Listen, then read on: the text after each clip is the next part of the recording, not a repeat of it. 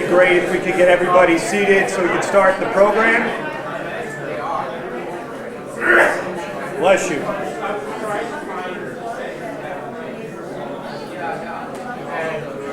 We'll wait for Liz Del Tufa to seat. Newark History Royalty. How's the volume in the back? Is it good for the speakers tonight?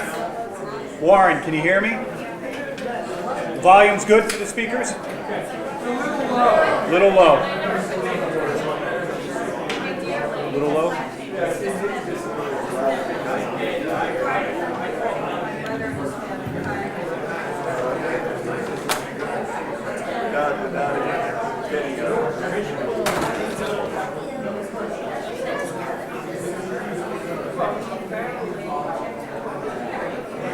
It's good to check the volume.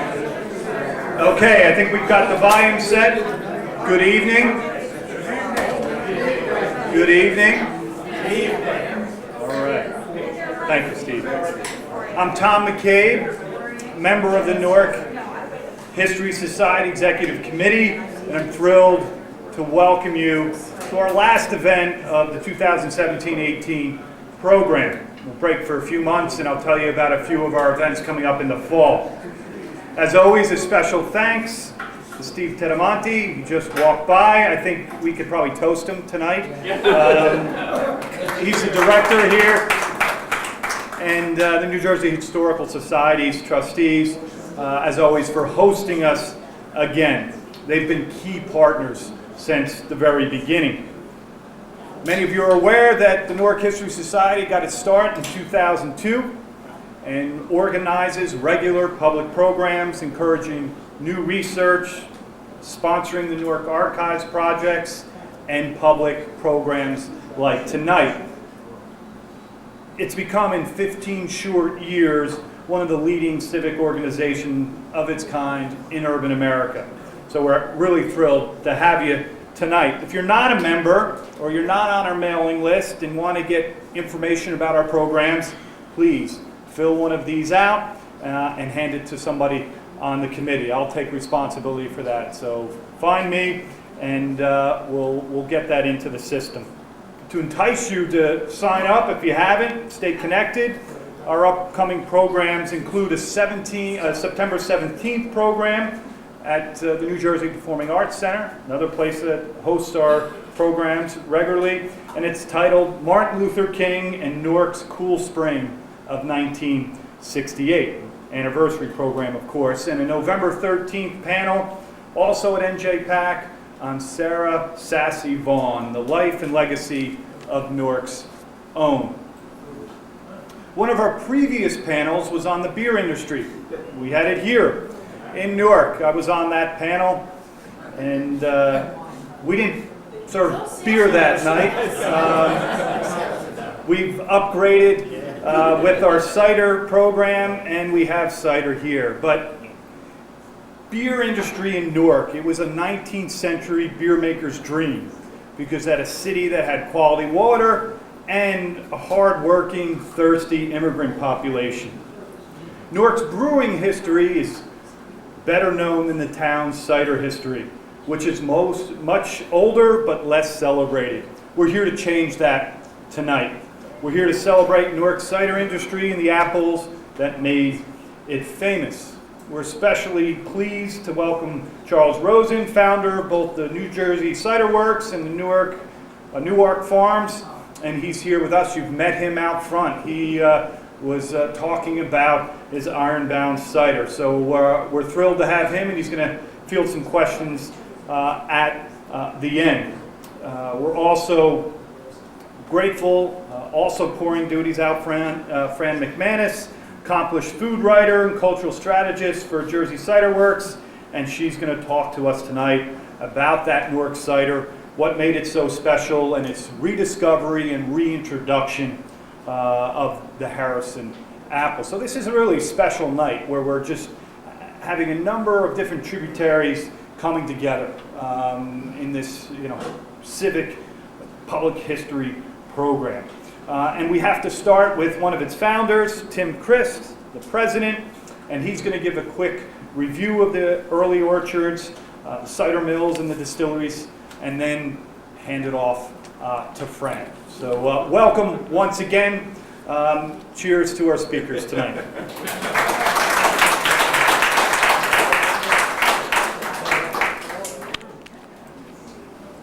Thanks, Tom.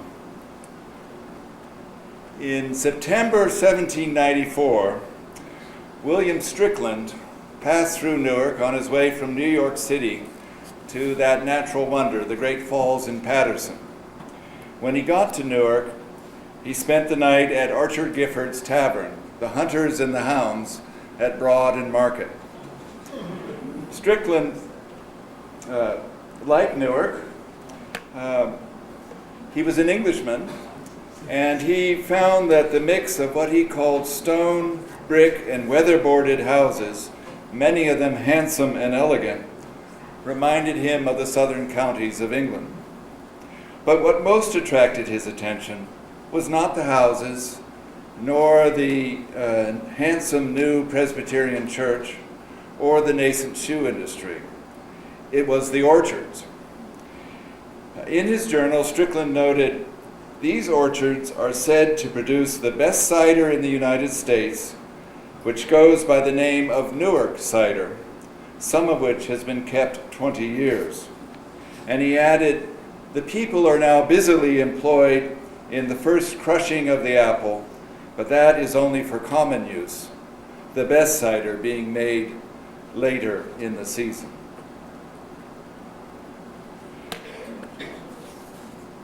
Strickland's account provides a good reminder, useful reminder, that for almost half its existence, Newark, and for that matter the rest of Essex County, were celebrated more for orchards and apple cider than for anything else. Where were these apple orchards? Well, the short answer is pretty much everywhere.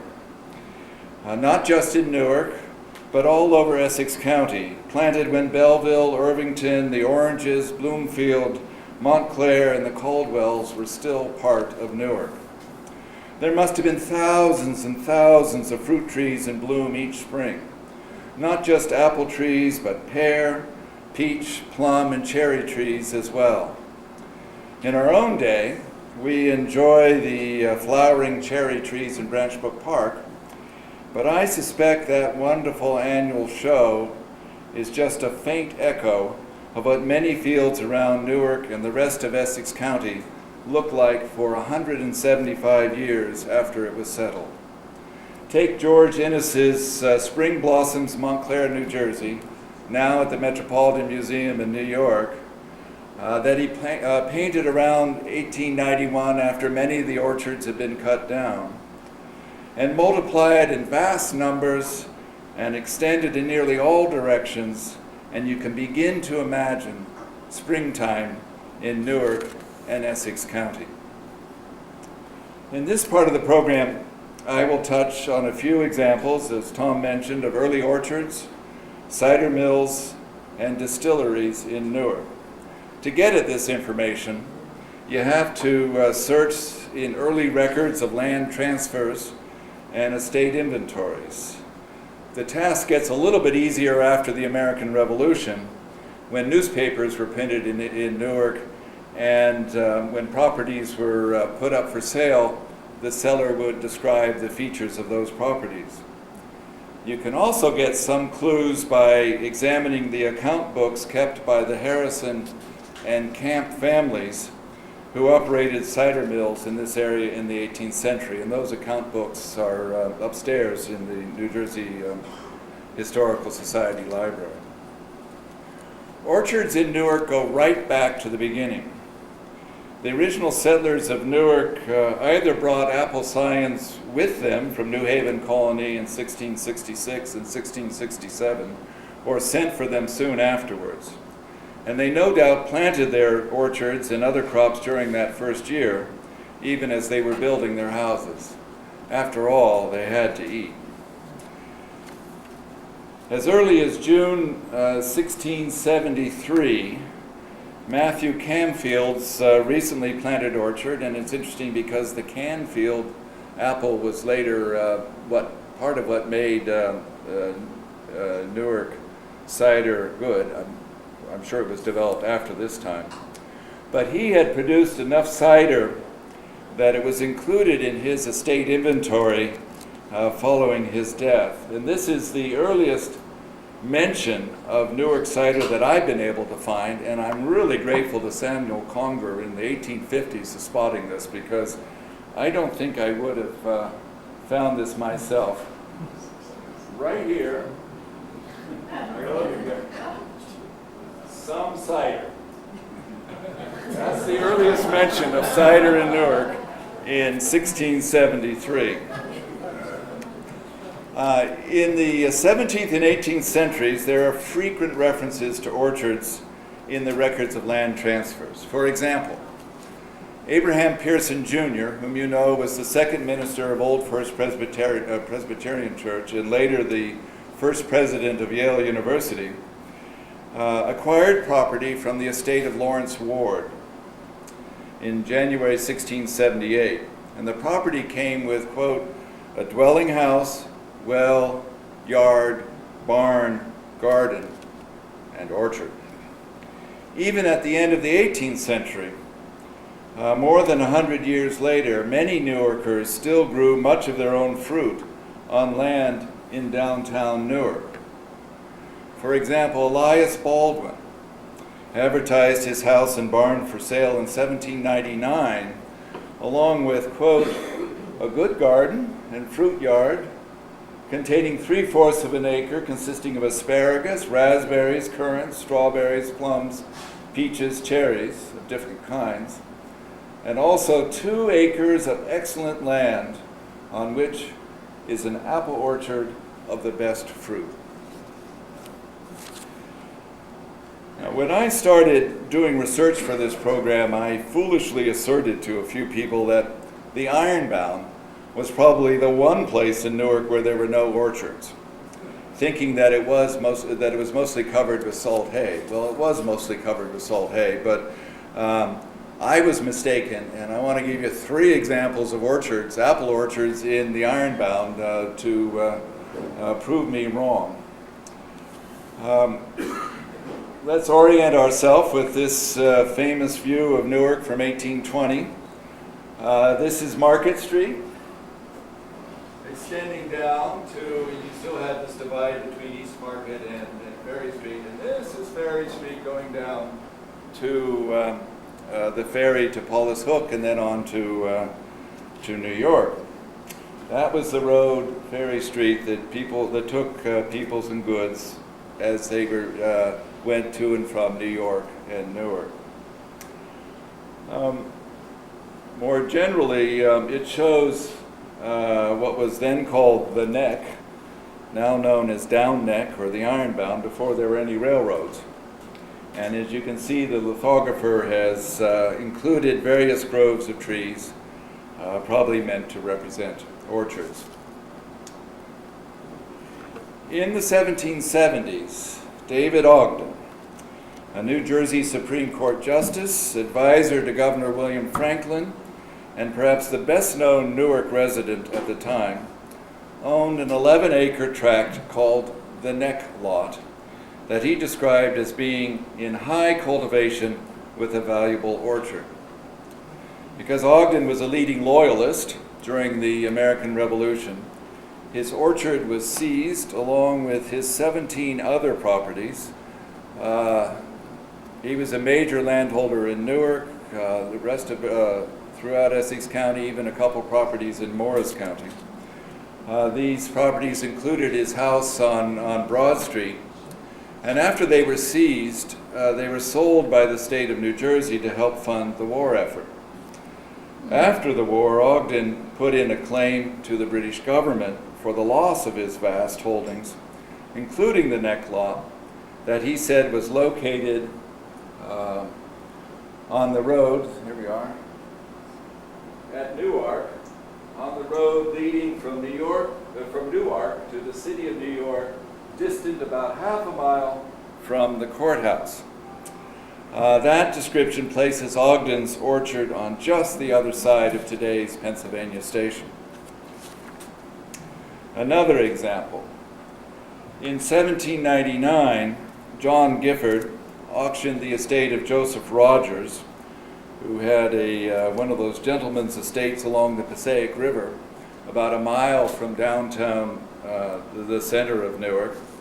And he had a 26-acre orchard along the Passaic River near his residence, but he also had 16 acres of excellent land at the lower end of the old ferry road, on part of which is a chiefly young orchard. And again, that description puts this second orchard just inside the Ironbound, again not far from today's train station. It could well have been one of the orchards that William Strickland admired during his visit in 1794. And my third example is of an orchard in what is now the Ironbound at 72 Ferry Street.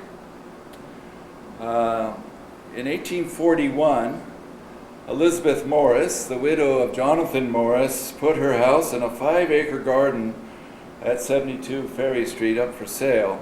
And it's hard to imagine now, given how built up the Ironbound is, but 177 years ago, she cultivated a choice variety of grafted fruit consisting of 36 apple trees, a number of peach, plum, pear, and quince trees. And just 2 blocks from today's Pennsylvania station, she also cultivated a standing crop of clover, corn, oats, potatoes, and all kinds of vegetables. Apparently the sale did not go through because in this 1850 map, which is up on the library's digital website now, shows that the area was still undeveloped in 1850, and it's noted as belonging to the estate of Jonathan Morris. Here we are, between what is that, Union and Congress Streets, opposite Prospect Street. Iberia Restaurant and its parking lot, where they're watching the World Cup these days, is essentially this half right here.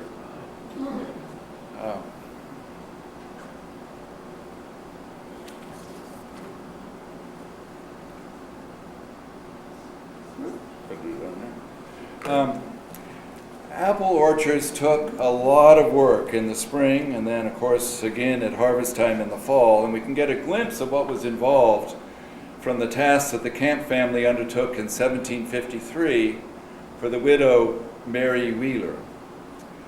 I've transcribed the entries here. So you can see that over a 3-week period from mid-March to the beginning of April and early spring, before the grain crops could be planted, they pruned her apple trees, repaired the fence surrounding her orchard, acquired 50 new apple trees from Justice Brown and planted them for her.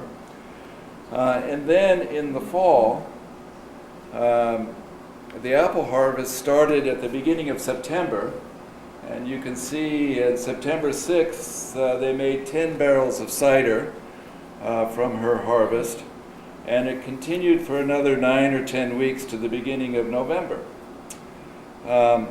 Some of the early season cider went to a still to become cider spirits, but it appears they sold the more valuable end of season cider, and I'm sure Fran will be talking about the November harvest.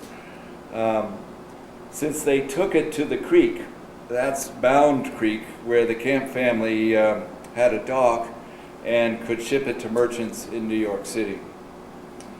This trade in apple cider actually started very early on. By the 1680s, less than 20 years after the first settlement, travelers in East Jersey remarked on, quote, the abundance of good cider, especially at one town called Newark, that is esteemed at New York and other places where it is sold.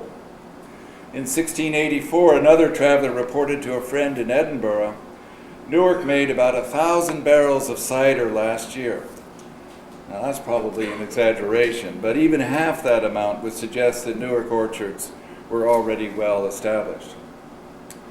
Cider making, of course, is a seasonal task, most owners of cider mills in this area operated them as a supplement to their full-time or year-round businesses. For example, in the 1740s and 1750s, Samuel Harrison ran a cider mill in today's West Orange as an adjunct both to his sawmill and to his fulling mill for preparing woolen cloth. Harrison charged 3 pence per barrel if you made your own cider with your own apples using his mill and cider press. And a barrel holds about 32 gallons of cider. If Harrison made the cider for you, again using your own apples, he charged 1 shilling per barrel. But if he sold you a barrel of cider from apples he supplied, he usually charged 11 to 13 shillings per barrel, equal to about 3 days' wages for a laborer. So it wasn't cheap. The Camp family in Camptown, Irvington, had a sawmill store and something close to a contracting business in addition to their cider mill that they operated from the 1750s to the 1820s. 2 other quick examples. In the 1770s, Ousel Ward, a stone cutter, had a cider mill near Old First Church to supplement his 2 stone quarries, a grist mill and a sawmill in North Newark. And in Bloomfield, in the early 19th century, Samuel Pitt kept a store and ran a paper mill in addition to his cider mill. By the beginning of the 19th century, cider mills could be a substantial business with a great deal of activity squeezed into a 10 to 12 week period. In the fall of 1810, Joseph W. Camp, a school teacher, opened his mill in Camptown for deliveries on 15 different days. He took the first delivery on August 17th and the last and largest delivery on November 2nd. The number of bushels of apples delivered per day ranged from just under 600 in early September to more than twice that, 1,353 bushels on November 2nd. Altogether, he turned more than 12,250 bushels of apples into cider at his mill in 1810. Now, assuming that it takes about 10 bushels of apples to make a 32-gallon barrel of cider, Joseph Camp's cider mill alone made over 1,200 barrels of cider in 1810. That was probably an abnormally good year, but it was his mill was just one among many operating in Newark and Essex County early in the 19th century. And of course, all that cider making created demand for cider barrels. And so in June 1800, Nehemiah Crane placed an ad in Newark Sentinel of Freedom newspaper for wanting 3,000 or 4,000 good white oak cider barrel staves. That's enough to make 90 to 120 barrels. And he added seasoned staves would be preferred. From the very beginning, turning now to distilleries, Newark has reserved a portion of their cider for distilling into cider spirits, what they called cider spirits or apple brandy, or what later became known as Applejack or Jersey Lightning.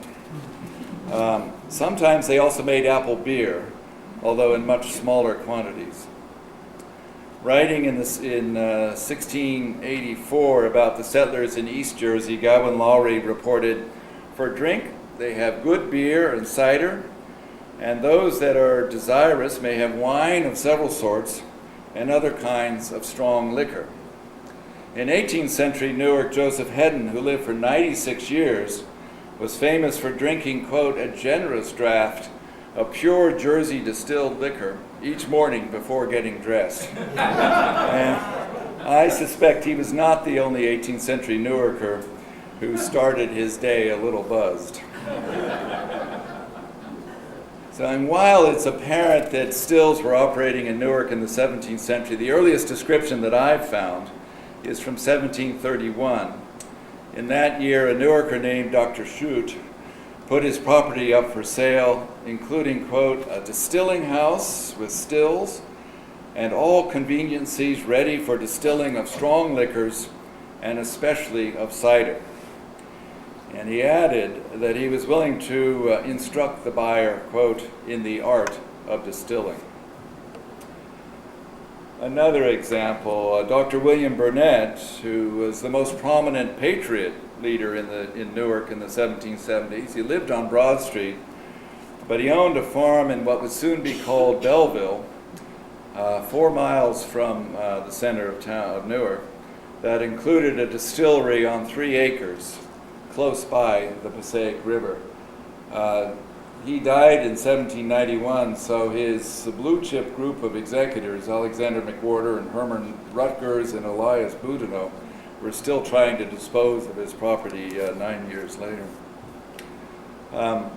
Several distilleries were established after the American Revolution as trade in cider and cider spirits resumed and increased. In 1792, the firm of Holmes and Crane in Cranetown, today's Montclair, announced that they had made, quote, a considerable enlargement to their distillery. And later that year, Nathan Squire and Simeon Harrison completed their distillery in Orangedale, as the Oranges were briefly called, and made it known that they were ready to, quote, receive ciders, apples, and peaches.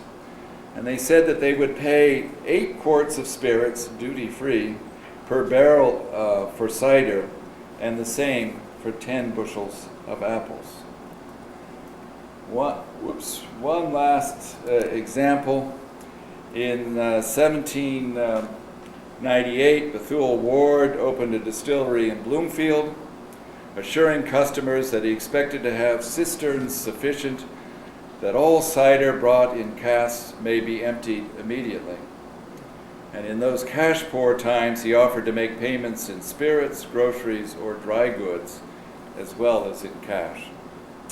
Well, that's a quick overview of orchards, cider mills, distilleries in Newark and surrounding areas up to about 1800. I could multiply these examples, especially for the rest of Essex County. But what rarely comes through in these early records is which varieties of apples were grown and why Newark cider was considered so special and earned such a good reputation. That became clear as the 19th century progresses, and that's what Fran will discuss now. Thank you.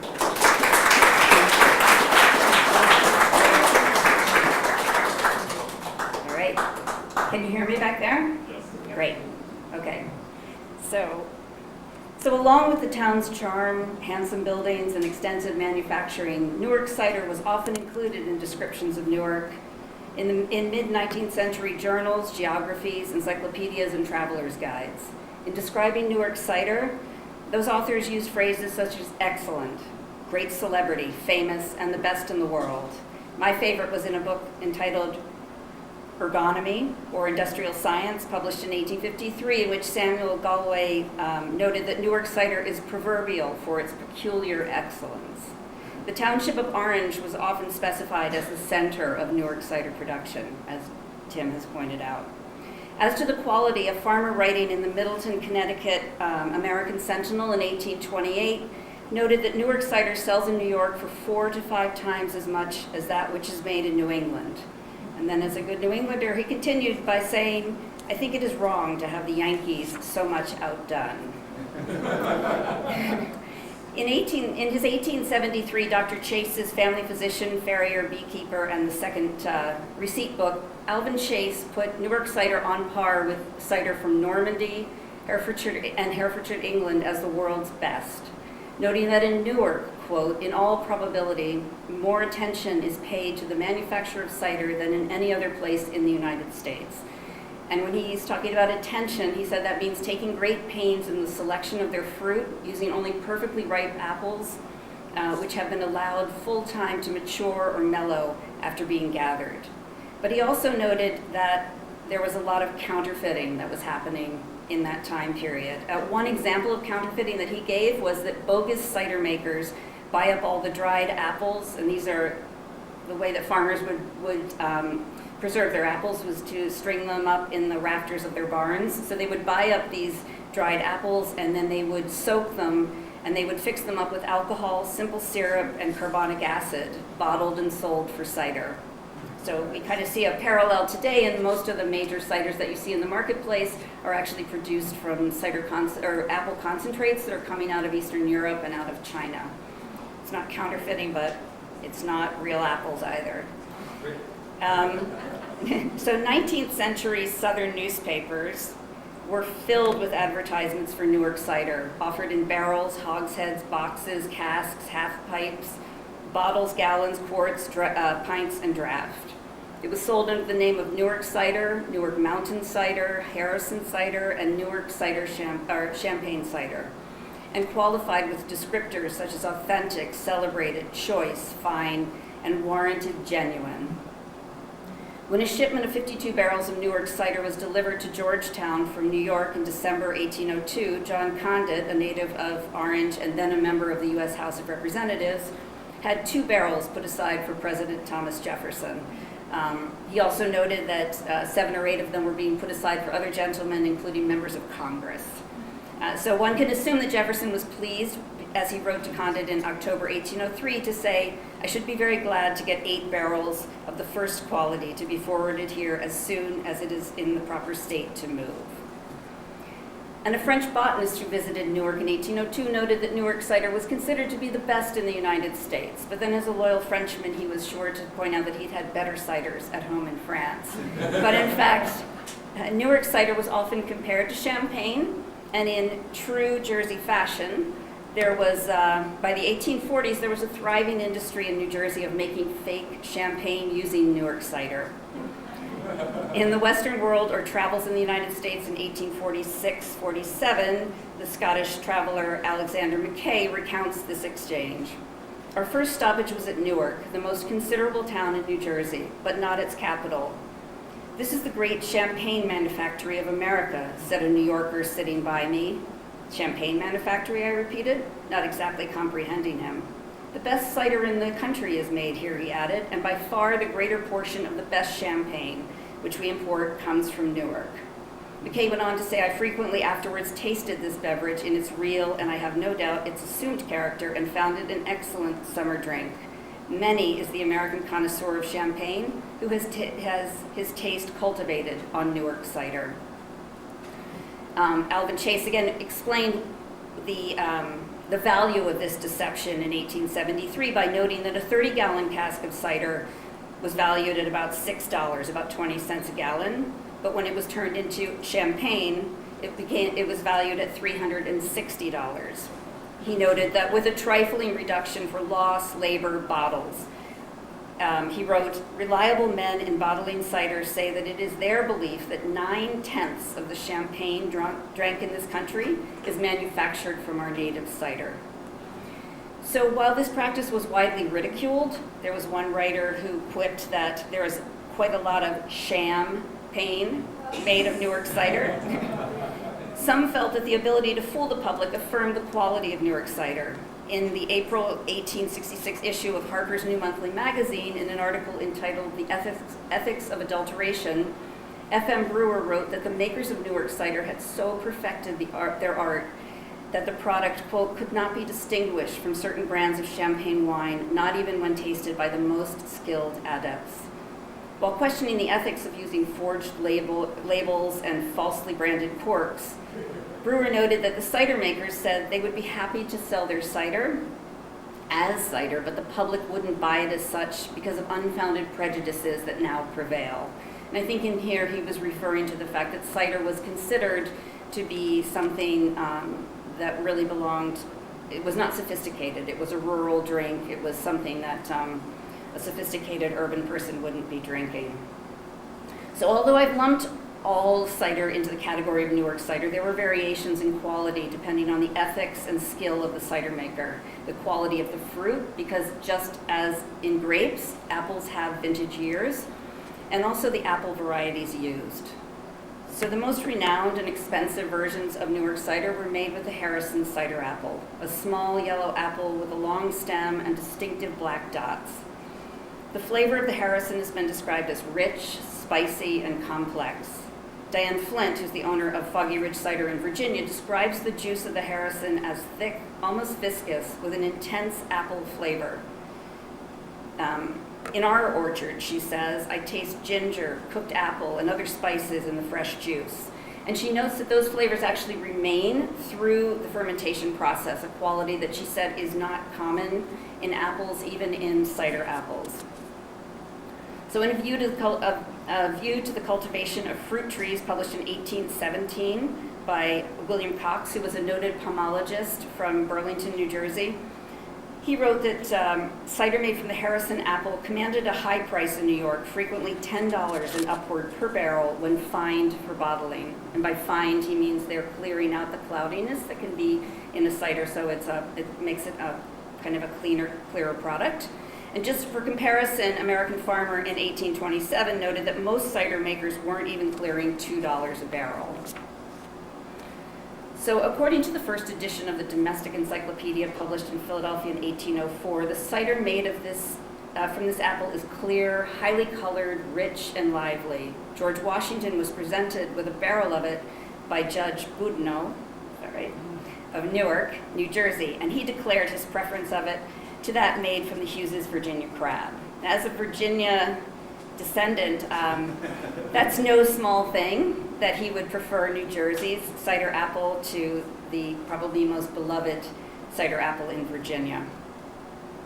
So in making cider, the Harrison apple was often combined in varying proportions with the Canfield apple, as Tim mentioned, another Newark cider apple. But to some, it wasn't just the two apple varieties that explained the quality of Newark cider. That quality was also attributed to the Essex County soils. In the New American Encyclopedia, published in 1858, the authors note that, quote, the ridge between Newark and Elizabethtown, known as a red Kellis hardpan soil, produces the Harrison and Canfield apples of extraordinary quality for cider making. In 1874, in the first annual report of the New Jersey Board of Agriculture, it was noted that those red soils produced apples that, while not as large and fair as apples grown in other soils, were thought to be richer and of better flavor than those grown in other soils. Newark cider was made from apples grown in these soils, and it is unequaled in its richness and in its lack of sourness. In 1851, in the Transactions of the American Institute of the City of New York, in writing on the importance of soil in fruit quality, the noted professor of agriculture, James J. Mapes, notes that the worldwide fame of Newark cider comes from the Harrison and Canfield apples grown in a certain locality. The juice is very rich and not inclined to run to vinegar, which seems to be a theme in this, and the fruit of that district is possessed of a peculiar flavor.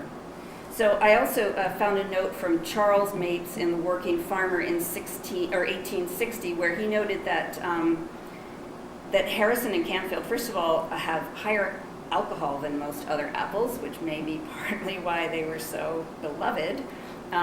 But they sell readily at the press at $6 a barrel, where cider made from those same apples but raised elsewhere are sold for only $1, $2, or possibly $3 fresh off the press. He noted that Southern dealers were well aware of the superiority, and their agents patrol the vicinity of Newark during the cider making season, engaging all they can procure. So this idea of the terroir of Newark was also championed by Ohio winemaker and so-called father of American grape culture, Nicholas Longworth, who believed that the poor, stony soil of the Newark Mountains produced the best Harrison juice. In his 1830 article on the grape and manufacture of wine, the Newark native wrote about the inferiority of the quality of cider that he made from Harrisons that he procured in Newark but took out to Ohio and raised on his farm there. So he came back to Newark to kind of understand what was happening here. And what he said is that he found that the locally grown Harrisons, while gnarled and smaller than the Western fruit, he felt that somehow this almost neglect that was happening in the raising of these apples is actually why they were so good for cider. So before I talk about the origin of the Harrison, just a little bit about apple reproduction. So an apple tree that started from seed produces apples that bear some slight or absolutely no resemblance to the apple from which that seed was taken. So if you eat a Red Delicious apple, you plant those seeds, the trees that come up will not be bearing an apple that you would recognize as a Red Delicious. But historically, seeds were easy to transport and an inexpensive way to grow a lot of apple trees. So most apples in early American seedling orchards, they weren't necessarily great eating apples, but for cider making, particularly for home consumption, that didn't really matter. What happens is that then in those seedling orchards, when they would find a tree that had exceptional qualities, whether it was a cider apple or for eating, etc., then they would make more trees of that same variety through a practice known as grafting.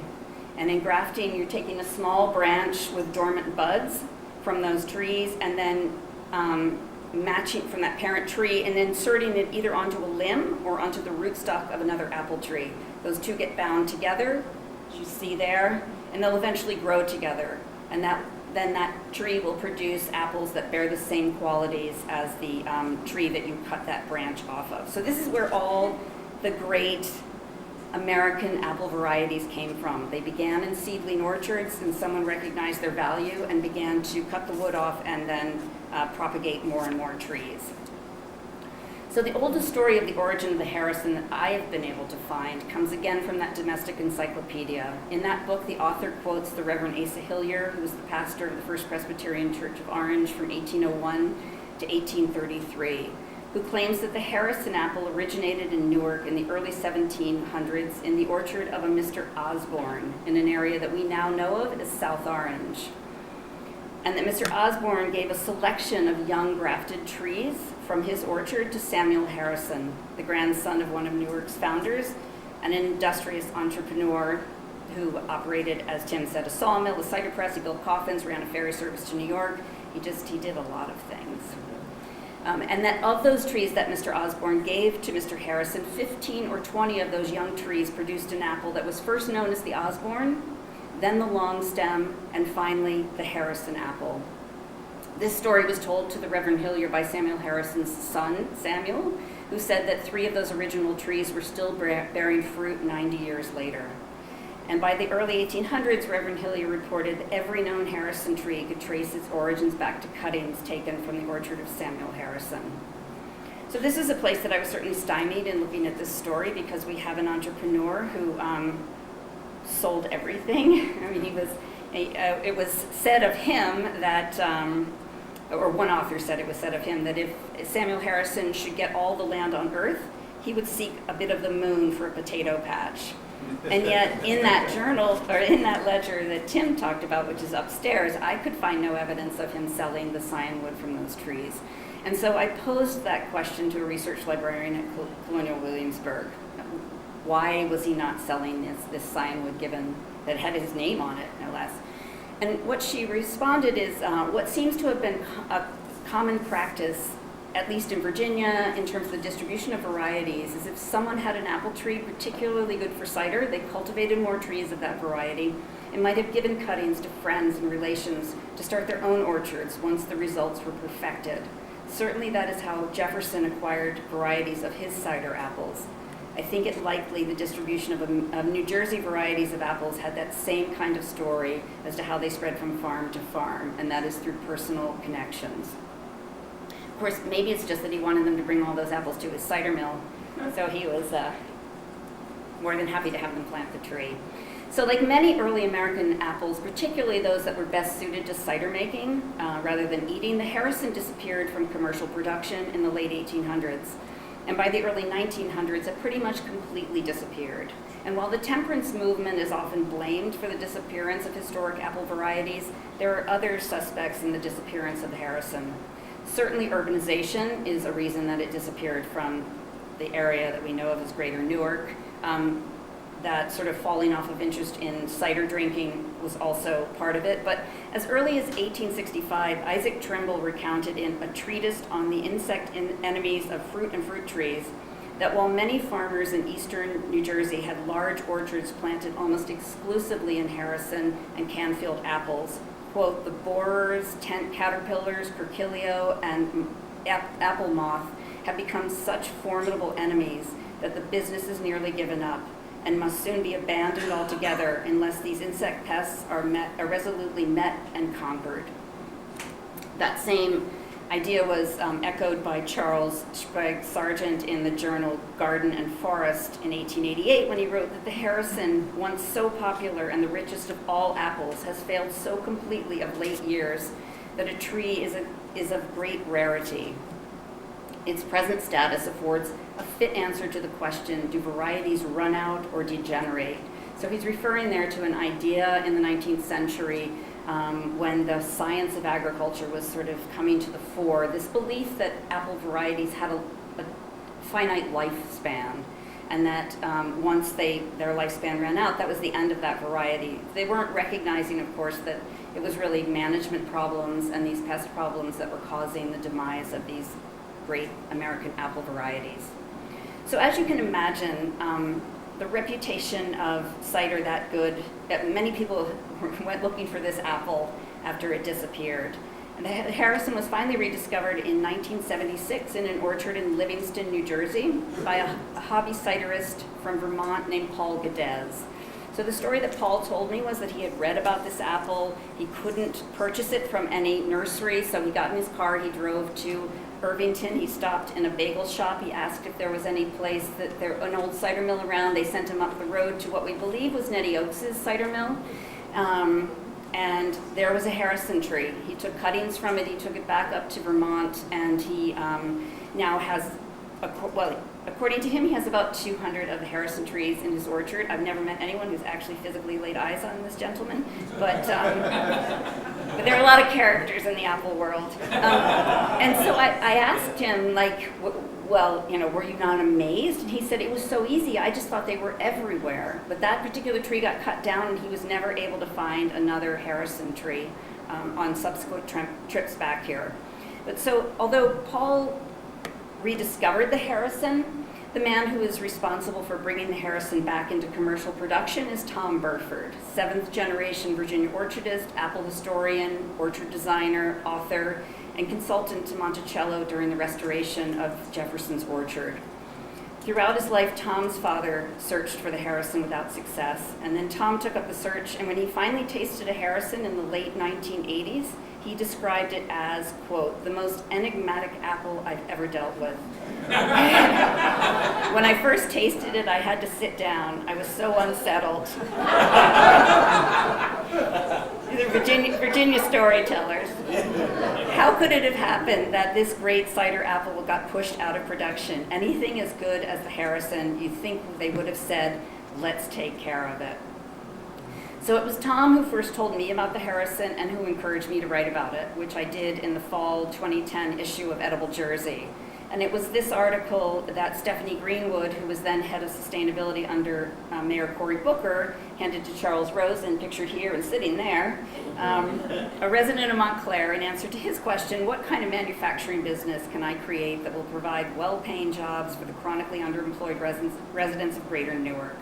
That exchange led to the founding of Ironbound Hard Cider, a craft cidery that's reviving the Harrison and the long-lost art of making Newark cider. And that reviving the Harrison and the Newark cider fulfills a number of the requirements that Charles had. They both have cultural and historic significance in Newark. Both are reminders of Newark's rich history as a manufacturing powerhouse, therefore evoking pride of place. And the extraordinary growth in U.S. cider sales gives it a profit potential to fund a significant number of well-paying jobs. So the original plan was to have all facets of cider production take place here in Newark, but of course New Jersey has a law against that, or at least it used to. So this, a cider facility has to be adjacent to at least 3 acres of orchards in New Jersey. So that resulted in the purchase of the old Kings Road Winery in northern Hunterdon County, which has been renamed Ironbound Farm. The orchard at Ironbound Farm began with 100 trees from that Tom Burford located for Charles. Since then, the crew has planted over 8,000 apple trees, including 3,500 Harrisons, a combination of trees that the crew has grafted, as well as from several nurseries that also obtained their original trees from Tom.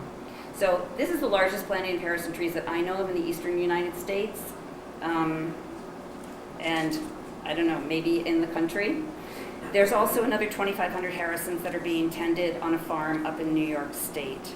So at that orchard in Ironbound, there are two other legendary Newark cider apples, the Canfield, which one author did actually trace back to Matthew Canfield, but that might have been a rumor. And the Granny Winkle, which was often mixed with Harrison in cider making. The orchard also contains other New Jersey, American, European cider varieties, and perhaps one day it will hold the Povachon, the fourth of what William Cox called the four most celebrated Newark ciders. The Povachon hasn't been seen for over 100 years, but this gentleman came forward and said, I have this ancient orchard, and he's using the word orchard pretty loosely there, up in New York State, where I have two trees that are producing an apple that looks a lot like that painting of the Povachon. So he gave us some of these apples. We sent them both to Tom Burford and to Dan Busey, who was at the Seed Savers Exchange out in Iowa. Dan has just finished his life's work, which is a catalog of American and Canadian apple varieties, in which he has over 16,000 known varieties listed and pictured.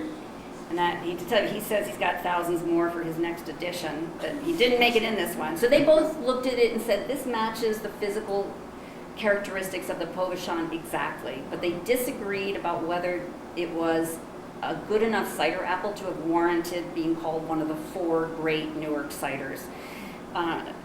Dan said no. Tom said you have to get enough of it together and ferment a cider out of it and send it to a cider expert and have them taste it to give you a real assessment that you can't tell just by eating that apple whether or not it's going to truly be a great apple. So, but we suspect this tree may be sitting in Newark somewhere also in someone's backyard, so keep an eye out for that. So once those trees at Ironbound start producing fruit, then cider maker Cameron Stark will start producing some small production artisanal ciders, including what would be his modern interpretation of the original Newark Harrison cider. Although he's very adamant that you don't have a recipe for these things, that just as those cider makers back in the 19th century would have every year tasted the apples and seen which ones were producing well and not, and create a mix that's very much a reflection of that year. And that all of that thinking reflects the fact that Cam is he's a winemaker by training, so he's trained with some of the best winemakers in Napa Valley. Unlike most of the ciders out there are being made by brewers, so Cam brings a very different sensibility to cider making. So I got to be there with him 2.5 years ago when he had his first taste of a Harrison apple. And it was an apple that we collected from a newly discovered tree that Maplewood resident Tom Velarde found on a roadside in Greater Newark. So for all that searching, this tree was just sitting there on a roadside, waiting for somebody to come and pick from it. So Cam was, this apple is so fragrant and its flavor profile is so interesting. He said, listen, it's like the most complete apple I've ever tasted. And that has this chemistry that made him understand why it was a great cider apple. And by chemistry, he means that it's got very high sugar levels, very mature tannins that add a lot of richness to the mouthfeel, a non-bitter bite, and a decent amount of acidity. And so it's really important to be planting these old cultivars because they're reintroducing these flavor profiles that have been lost in our nation's half-century love affair with sweet, monotonous apples. And also like the preservation of important examples of early American architecture, it keeps alive an important piece of American history and New Jersey heritage. Planting old varieties also helps us maintain this broad genetic diversity that's really crucial to the resilience of American apple orchards. So the orchards at Ironbound Farm are being managed using regenerative agricultural practices, an approach that recognizes that the health of the soil, the diversity of plants within the orchard, and the vitality of the woodlands that surround the farm all contribute to the health of the orchard and to the flavor of the apples. But we don't know how Harrisons are going to fare under regenerative management. So the trees have been planted on several different rootstock. So that upper bud is going to determine what the physical characteristics of the apple are. The rootstock is going to determine how big the trees are. So this is an example of Harrisons planted on a dwarf rootstock and held up on trellises. In a case like this, you can fit a lot of trees in a small amount of acreage. The fruit, these trees will bear fruit years earlier than large trees will. and they're much easier to harvest, but this is a very expensive way to grow apples. They require a lot of irrigation, and the trees don't live as long. So there are also Harrisons at the farm that are on a rootstock that will allow them to grow to 15 to 20 feet at maturity. They have to be planted much further apart. They take longer to bear fruit and harder to harvest, but they live much longer, and they're stronger trees. So this is one of the big research questions at the farm, is which rootstock is going to give us the most flavorful example of the Harrison apple. Along with cider production and the orchards, there'll be a tasting room opening in the fall in the early 19th century barn. And in terms of future plans for the Harrison, there'll be about another 1,000 planted at the farm, and then the hope is to continue to expand this network of other growers that are also growing Harrisons for Ironbound hard cider, ultimately with about 5,000 around the state. So a lot of those trees will come from the nursery at the farm, where we're doing a lot of grafting.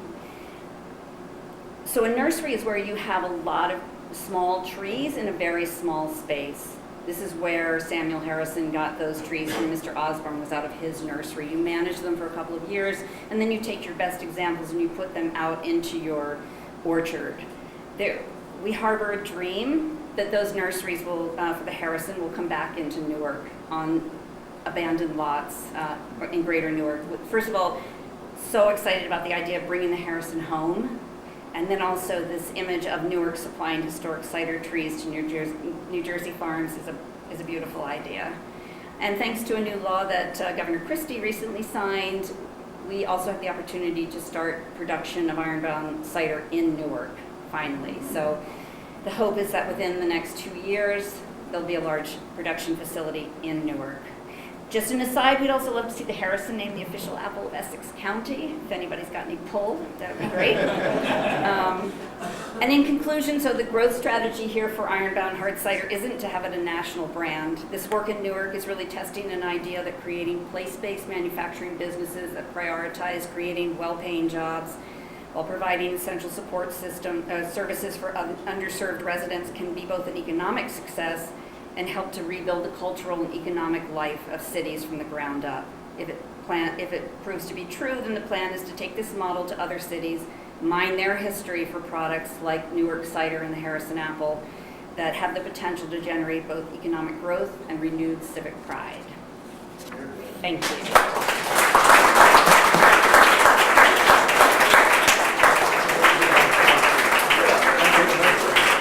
So we can take some questions, and then we have a special cider for you to drink, so keep them short. Most ciders I see are bottled. Yours are canned. Is canning cheaper, or why canning? That's a political question, right? Yeah. I want everybody to know, first of all, I think that's the longest I've ever been quiet. Yeah, maybe, that's right? amazing. Well, David and Fran were talking like, oh, I want to say something, oh, I want to say something. That was really good. So before I answer that, one thing I wanted to note about what Fran was saying that I think is really interesting about everything that we're talking about, and why we're really excited to have you guys taste some Harrison cider from that South Orange tree. Yeah, you will be the first. Is a couple of key things. First, we've really been, maybe stupidly, I built the company backwards, and we invested in the farm, in finding these trees for years and years and years, planting what was 10,000 trees in the ground, working with a very difficult group to work with, and then, 3 years later, tasting the Harrison for the first time. So we might have been like, oh God, what were they thinking? That tastes like crap. But as Fran mentioned, we were blown away by the intricacies, the layers, the complexity of the Harrison, the tannic structure, the acids that gave you this full mouthfeel. I was mentioning to some of you outside that an apple's not a grape, right? Grapes are the highest fruit on the brick scale. That means they have more sugar than any other fruit. They have acids, they have tannins. So when you ferment the sugar out of a grape to make wine, you're still left with something really interesting. That's not the case with apples. There's not much left because it has so little sugar. So when you ferment the sugar out, you're left with often some things that are very insipidly dry. We think one of the main reasons, and it's interesting to talk about it in a historical context, we think one of the reasons why Newark cider was so beloved was because of this rare structure of the Harrison. There were no preservatives in those days, obviously. It's one of the main reasons why we don't use preservatives in our cider. But with no preservatives, you needed a higher alcohol level. You needed the acid and tannins. You needed sort of structure to keep the cider, cider vibrant and drinkable and not turn to vinegar. So we think the Harrison was so well received because it had the properties to allow cider to be made and sent to Thomas Jefferson. I don't know if you guys got the funny part about that when Fran was mentioning the letter back and forth, Thomas Jefferson and the Newark cider purveyor. Basically, the guy said, "We'll give you 2 barrels," and the president wrote back, said, "Great, thanks, I'll take 8." Which I just think, like, that's so great to know, like, that it started way before our current president. So that was number one. Number two, Fran was mentioning sort of the research that we're doing, the innovation that we're doing to figure out how best to bring these apples back. And one thing that's been heartbreakingly difficult is that in our approach to agriculture and permaculture, regenerative ag, we don't use conventional herbicides, pesticides, fungicides. And so we just, in the last few weeks, took 6,000 of our heirloom varietals out of the ground.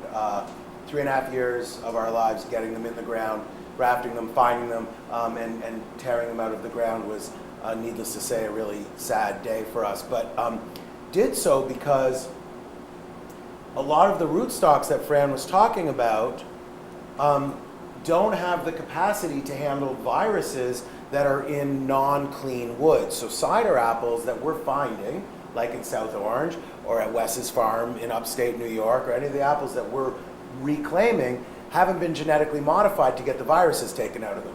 So a lot of those rootstocks that Fran's talking about can't handle what's known as dirty wood. So our trees were really sick. So we're both trying to bring back these apples at the same time as create commercially viable orchards, and sort of doing all of it while we don't kill our customers, right, with pesticides and other stuff. So, so it's quite a difficult journey, but I think it's very in keeping with what we're trying to do as a company, in that my feeling is if we're not truly innovating, if we're not truly thinking about how to do things differently, whether it's how we're employing and engaging the community or how we're growing these trees, then we might as well just be making, cider from concentrate like Angry Orchard and the other guys. So in a way I was really sad, but also I was kind of proud of us that we had the courage to do this the right way. So that was just something about the grafting and the rootstocks and the varietals that we're working with. So we'll see how that goes. To answer your question about cans, there's a bunch of answers. The first one was when we started this, we came to understand that you can't drink an open bottle on our Jersey beaches, but you can drink a can. So we wanted people drinking our booze everywhere.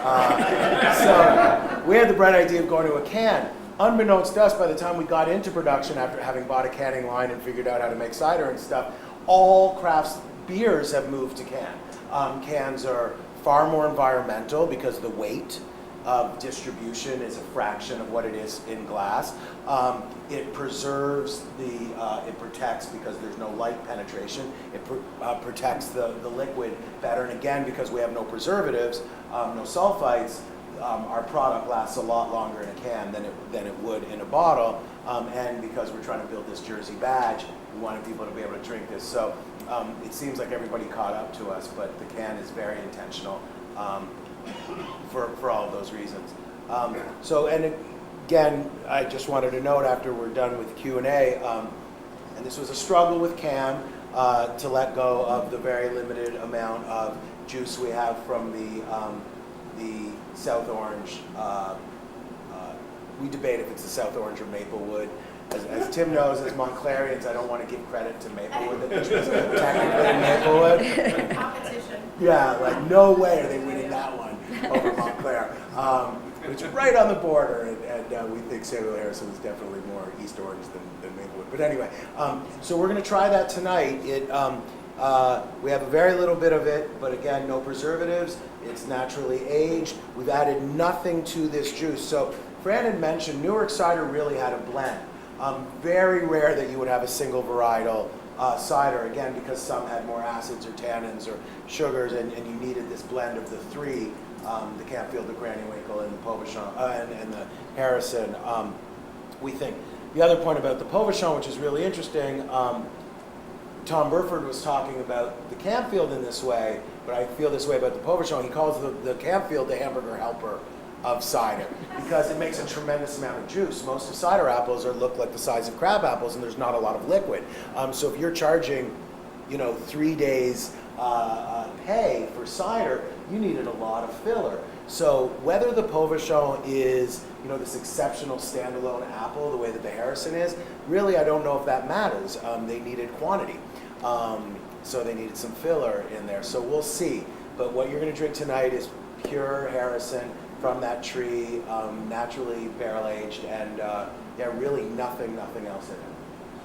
I've been so excited to see Ironbound hard cider on tap in a lot of our restaurants early on, and I'm impressed with how you got your product out. How are you doing with supply, demand, because you had to get rid of some of the heirloom trees, and distribution beyond Newark, because it's wonderful that it's here. Actually, our distribution in Newark sucks, but yeah, it's everywhere else. It's everywhere else that's good. There's a couple parts of that. I mean, first, we have an exceptionally expensive product to make, right? So not only is this fresh pressed local apples that we can pay up to per gallon, up to $10 a gallon for our juice, where concentrate from China or Poland is about 17 cents a gallon. So we're competing with that. But we also don't use any concentrate in any of our fruits. So we just engaged a grower down in Ocean County for beach plums, Cape May beach plums, and we're about to do what we're calling Cape May Rosé with these gorgeous beach plums in our cider. So when we find this fruit that's local, we're trying our best to support local growers. Fran had mentioned the grower that we work with in New York State. We've now given trees to Pennsylvania growers, New York growers, and a few New Jersey growers, where my model is that I'm giving these cider apple trees away for free, and most of these growers are all living below the poverty line because they're selling juice to companies like Mott's, who are saying these are the 6 apples you have to grow because it gives us liquid, right? They don't care because they're just adding sugar to it.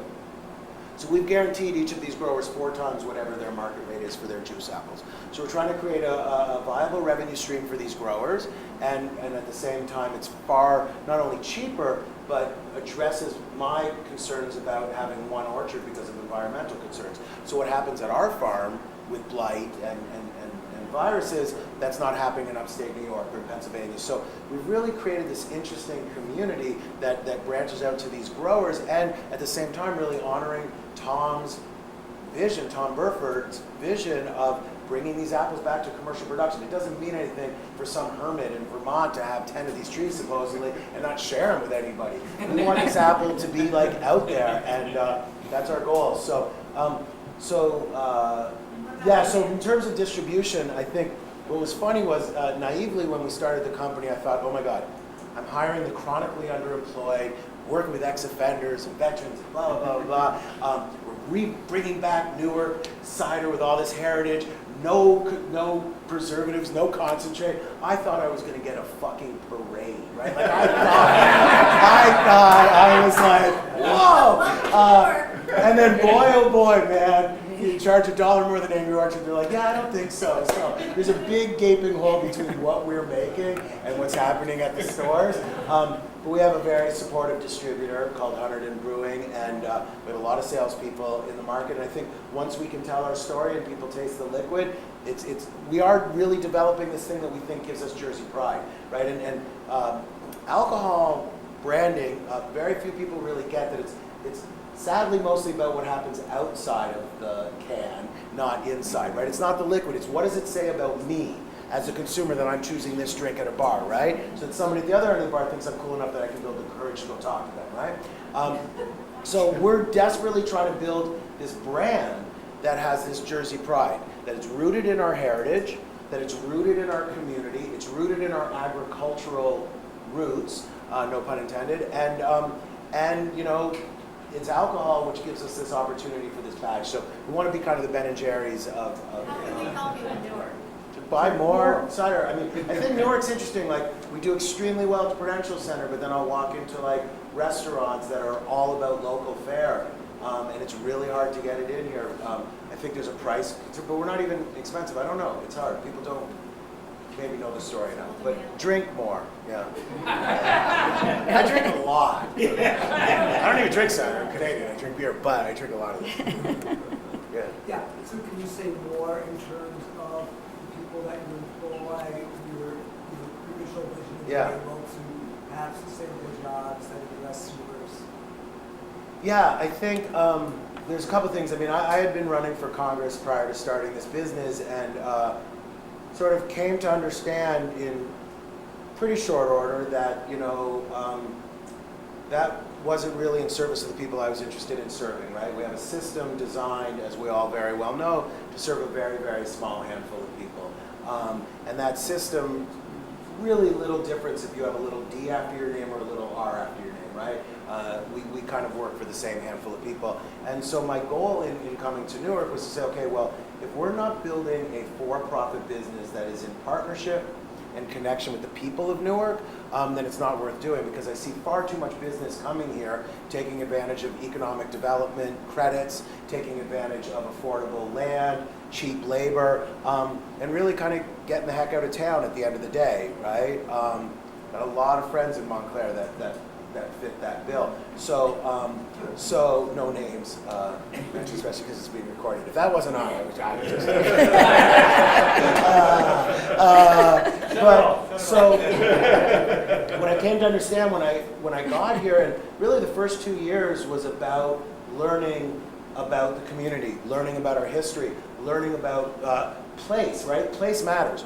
What was Newark? Why was there this migration of Southern black workers to be part of this new economy? Why was it called Newark?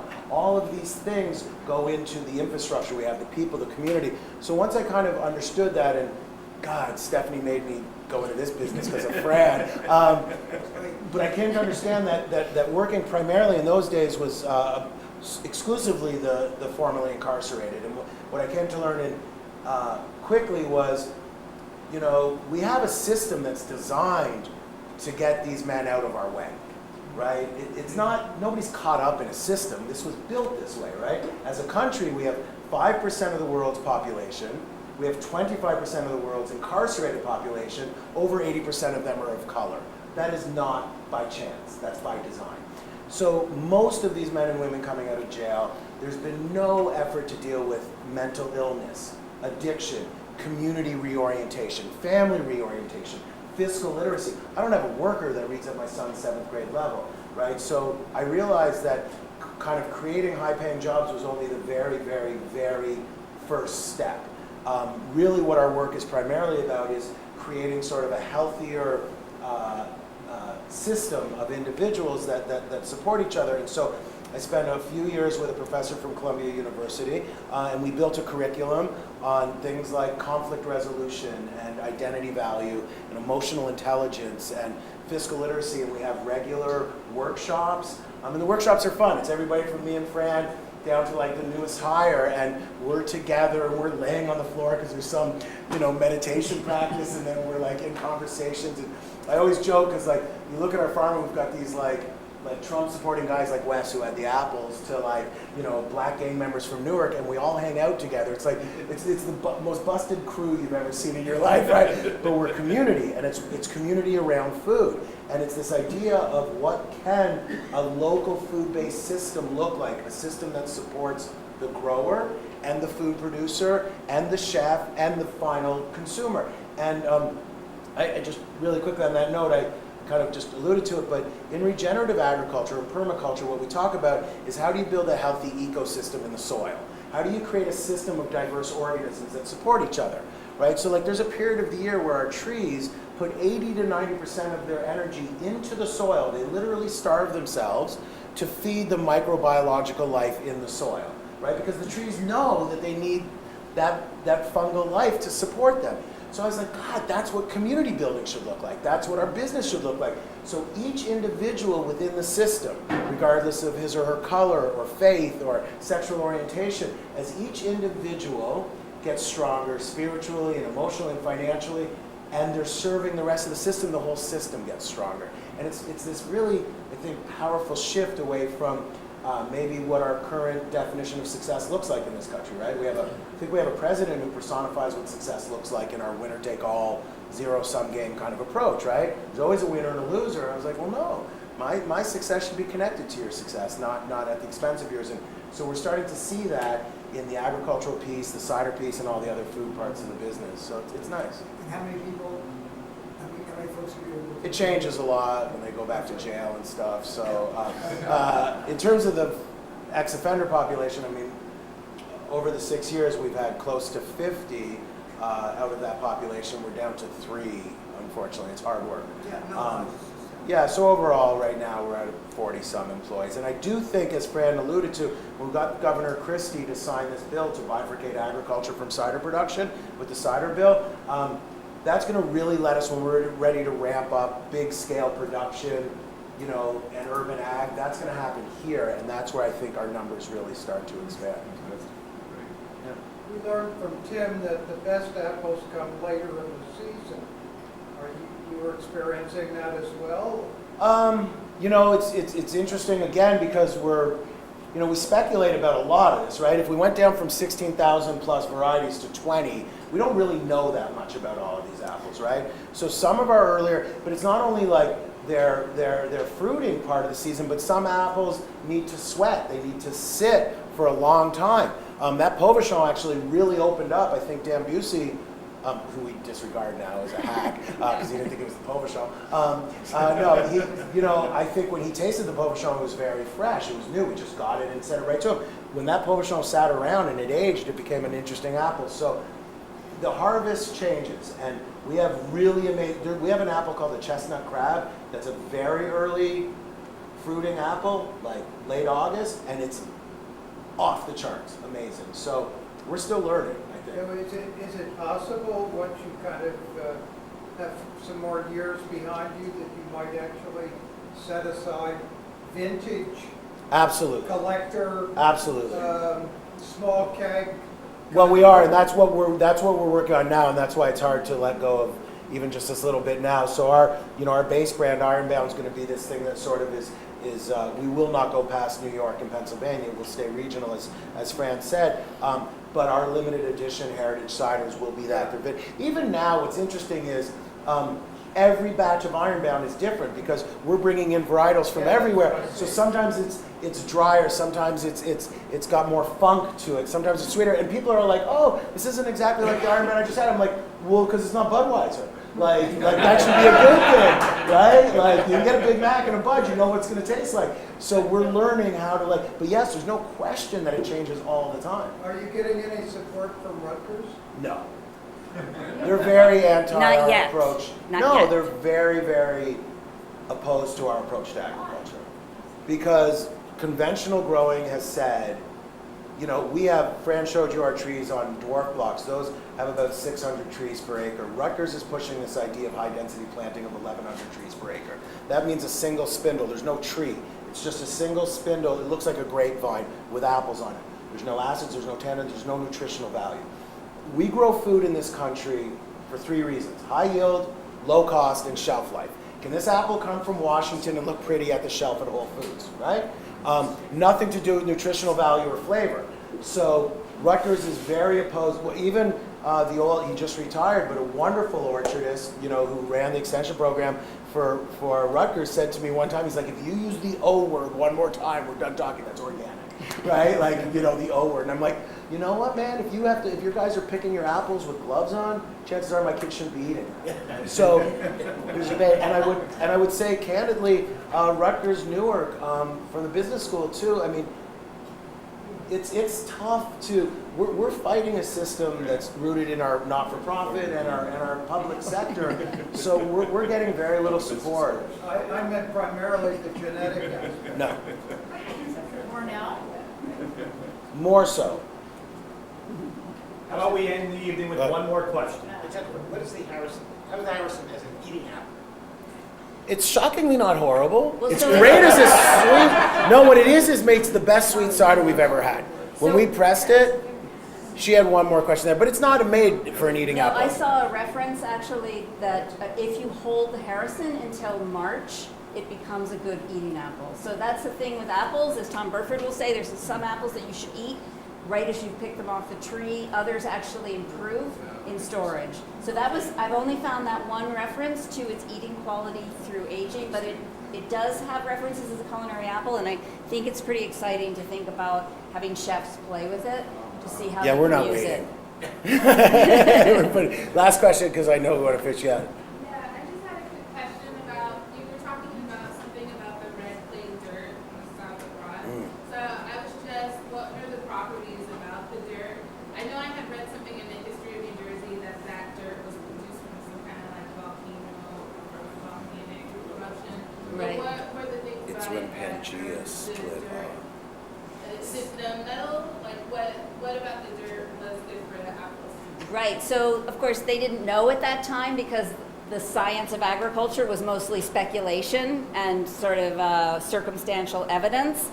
We're quite curious about what it is about that soil that would be, was it that they had to struggle on it, for example? Was that the question? Because we got Harrison juice from the Pacific Northwest where apples are babied. They don't have the diseases that New Jersey has.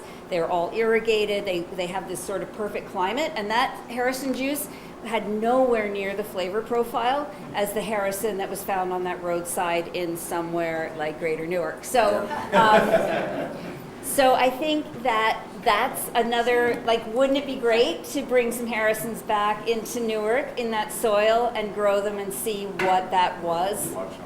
Was it the struggle? Is it the mineral content of the soil the way that you're thinking? Because that certainly is going to impact, as it does in grapes, that terroir, that flavor of those apples themselves. But the problem is our climate is also fundamentally different than it was 300 years ago. So, we're growing apples up here in the way that they were doing in Virginia just a few years ago. We have certain pests that we've never seen this far north already invading our orchards.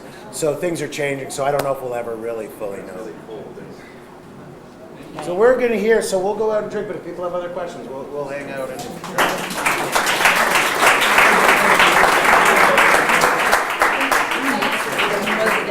Just want to thank Tim, Fran, and Charles once again. Please join us outside. Thanks so much.